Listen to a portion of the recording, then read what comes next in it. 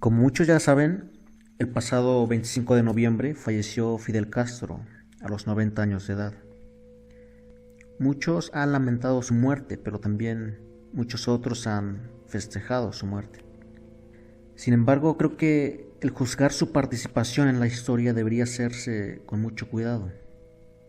Su llegada al poder en 1959 fue resultado de esa larga lucha contra el modelo económico y político actual que pretende centralizar las decisiones globales en un solo país, Estados Unidos. Su estrategia principal de Castro para hacerse del poder fue la violencia, y una vez tomadas las riendas de su país, fue la represión la estrategia principal para mantenerse al mando. Pero la responsabilidad en las desgracias del pueblo cubano no solo recaen en la figura de Castro. El embargo económico, comercial y financiero que impuso Estados Unidos a la isla caribeña tuvo mucho que ver. Por cierto, fue John Fitzgerald Kennedy quien firmó la orden de bloqueo en 1962, por si muchos no lo sabían. Muchos tienen a Kennedy como el mejor presidente de los Estados Unidos. Esto, pues, producto de una mala información que se tiene acerca de su biografía política. Pero bueno, eso es otro tema. El bloqueo económico a Cuba fue el detonante para que muchos cubanos se autoexiliaran de la isla, muchos de los cuales fueron y siguen siendo hoy en día acogidos por Estados Unidos. Y esto es precisamente lo que el mundo debe de entender sobre el problema cubano. Tenemos por un lado a una dictadura revolucionaria comandada por un personaje narcisista que antepuso sus ideales revolucionarios por delante del bienestar de muchas familias y por delante de la vida de muchas personas.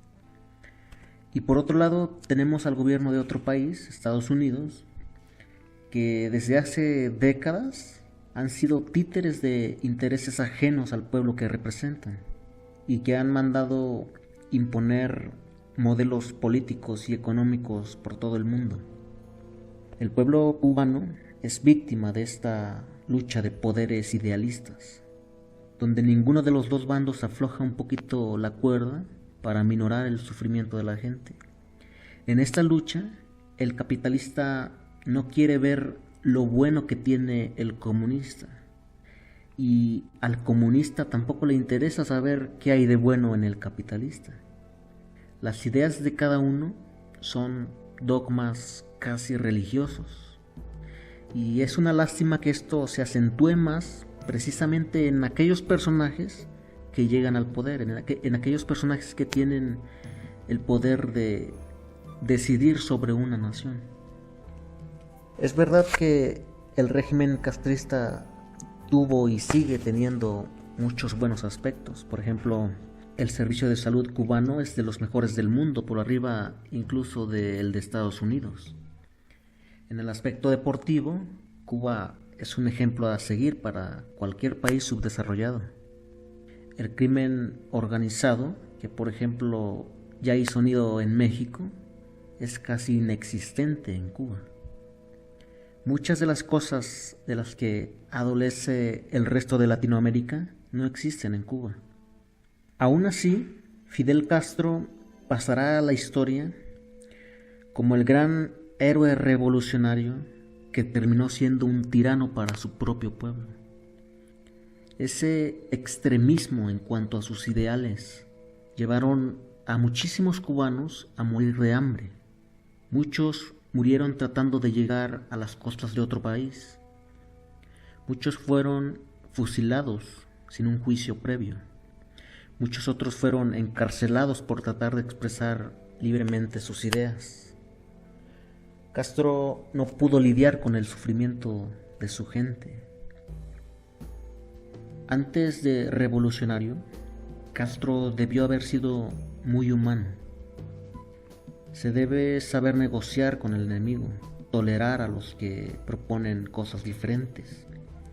Se debe ser muy humano con los que están en medio y pagan los platos rotos. El mundo debe recordar a Fidel Castro como el espíritu revolucionario extremista que hay que evitar a toda costa en el futuro. Si hay algo que celebrar, no es la muerte de su persona, sino la enseñanza completa que sus actos buenos y malos nos dejaron.